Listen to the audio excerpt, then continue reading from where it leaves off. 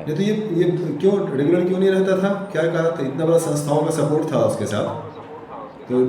अब उसमें तो हमें ये लगता है कि जो संपादक थे रमेश जी, मानसेवी संपादक थे, उनको कुछ आर्थिक लाभ उससे मिलता नहीं था, समय उनके पास ज़्यादा नहीं था, साधन भी नहीं हाँ थे। ये होता है, मजबूरी होती है। हाँ, ये सारी समस्याएं रहीं उस अच्छा समय। अच्छा, उसके बाद फिर कौन सी पत्रिका, एक तो नागवेल है। अब ये तो चौरसिया संदेश अखिल भारतीय वाला डिजिटल है, जैसा निकलता हो उसकी जानकारी हमें ज़्यादा नहीं अच्छा है। हाँ। अच्छा, फिर ये एक नागवेल पत्रिका भी तो जो हनुमान प्रसाद चौरसिया से परसों मिल के आया था एक। और भी कई पत्रिकाएं निकलती रही हैं। तो ये चौरसिया संदेश के साथ ही महासभा के महामंत्री थे ललिता अच्छा, शरण जी वो चौरसिया। शिवपुरी के थे मेरे ख्याल से। ये ग्वालियर के थे और बड़े माने के सक्रिय समाज सेवी रहे। शिवपुरी के थे ना, मध्य प्रदेश शिवपुरी के, हाँ। इन्होंने बहुत बड़ा संगठन का काम महासभा के अंतर्गत किया। तो ये भी वहाँ से राजगढ़ ब्यौरा से जब पत्रिका निकलती रही तो संतोषजनक स्थिति नहीं थी पत्रिका की, तो इन्होंने वहाँ से शक्ति संदेश के नाम से एक पत्रिका अच्छा, प्रारंभ शक्ति की। संदेश, अच्छा। ये महिला सभा के अंतर्गत उन्होंने शुरू किया, जिसकी संपादिका थी माधुरी अनिल चौरसिया नीमच से। नीमच, अच्छा। तो ये शक्ति संदेश बहुत समय तक लगातार चलता रहा। करीब ये 15 साल तक ये पत्रिका निकलती रही, रेगुलर रही। अच्छा 1988 से ये प्रारंभ हुई और करीब 2003 तक ये रेगुलर चलती रही। अच्छा। इसमें भी कुछ व्यवधान आए तो बीच में उन्होंने नाम बदल करके अमृत शक्ति संदेश के नाम से इसको निकाला। उसके बाद सुमन सुधा के नाम से निकाला और जब तक ललिता शरण जी रहे तब तक ये पत्रिका लगातार निकलती रही। और सागर में तो इसके बहुत सदस्य रहे, हमने स्वयं बनाए थे, तो करीब 30-40 सदस्य इसके रहे यहाँ पर सागर में।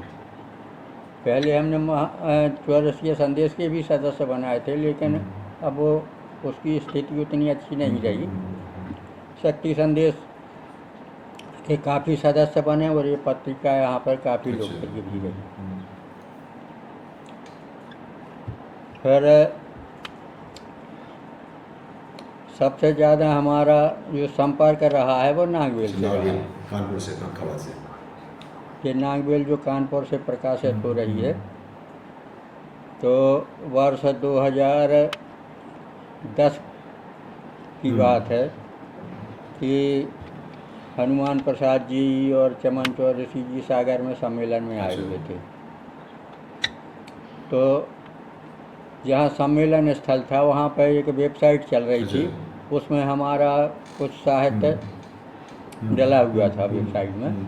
तो उन्होंने उसको देखा और वो बड़े प्रभावित हुए। फिर उन्होंने लोगों से मेरे बारे में पूछा, उनसे संपर्क किया, भेंट हुई और तब से हम लोग माने के ऐसे आत्मीय संबंध बन गए उनसे।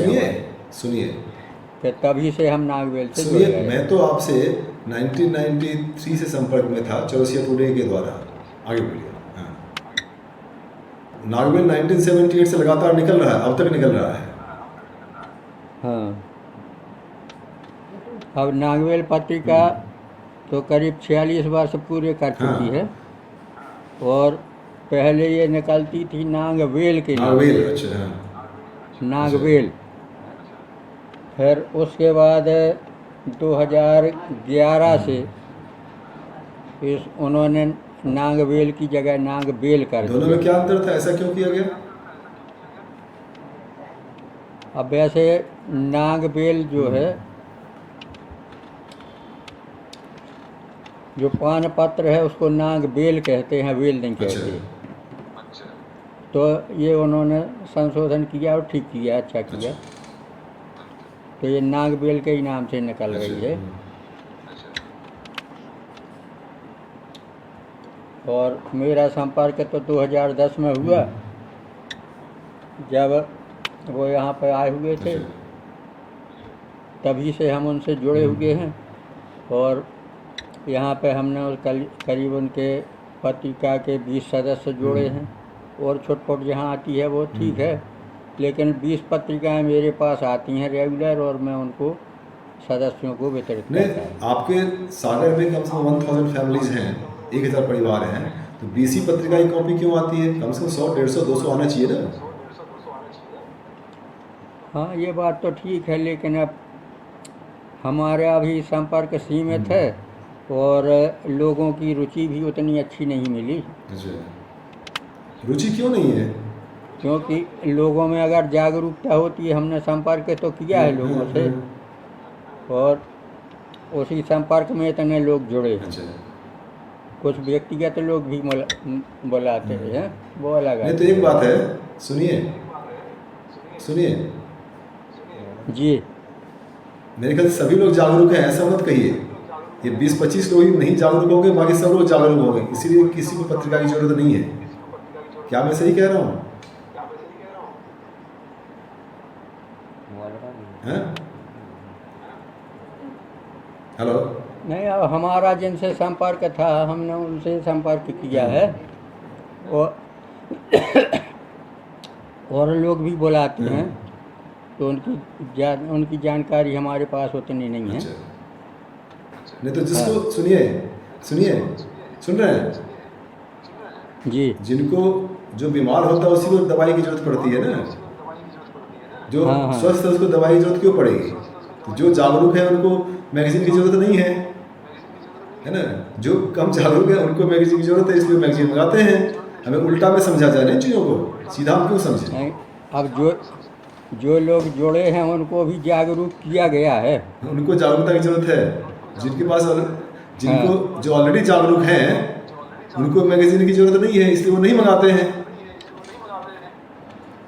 ये पत्रिका इतनी उपयोगी है कि उसके बारे में लोगों को जानकारी दी जाए, तो जो लोग समझदार हैं, सामाजिक भावना रखते हैं, वो इससे जुड़ जाते हैं। अच्छा, ये पत्रिका में औषधियों के संबंध में भी हम इसको समझते हैं कि ये बहुउपयोगी पत्रिका है, संग्रहणीय पत्रिका है। इसका एक एक अंक कीमती है, महत्वपूर्ण है, नहीं क्योंकि इतनी अच्छी जानकारी, इतना संग्रह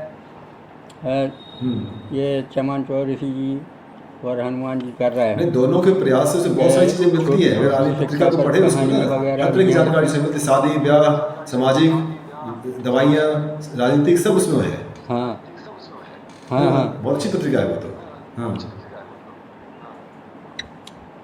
हाँ, बच्चों के बायोडेटा भी प्रकाशित शादी ब्याह के लिए भी होता है। निःशुल्क जानकारी भी प्रकाशित होती है, जो बच्चों के परिचयावली है, युवक युवती परिचयावली, तो उसमें निःशुल्क प्रकाशन करते हैं। तो कोई भी भेज सकता है अपने बच्चों के बायोडेटा, वो उसमें छपते हैं।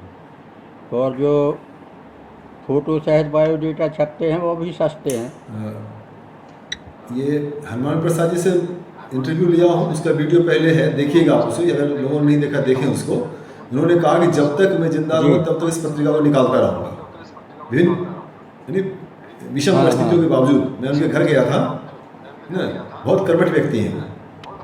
और चमन जी तो मैं उनके भी घर गया था जब वो इस मैगजीन में काम कर रहे थे, मेरे ख्याल से काफ़ी महीने पहले। वो समझ हमेशा पूरा समय वो इसी पत्रिका पे देते हैं।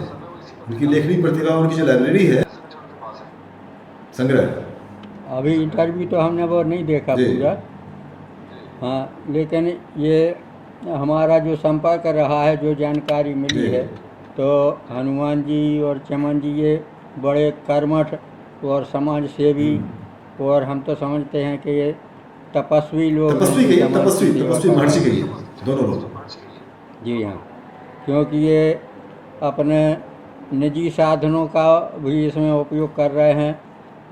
पत्रिका घाटे में चल रही है, उसके बाद भी उन्होंने बंद नहीं होने दिया। अरे अपनी जमा पूंजी उन्होंने खर्च किया है।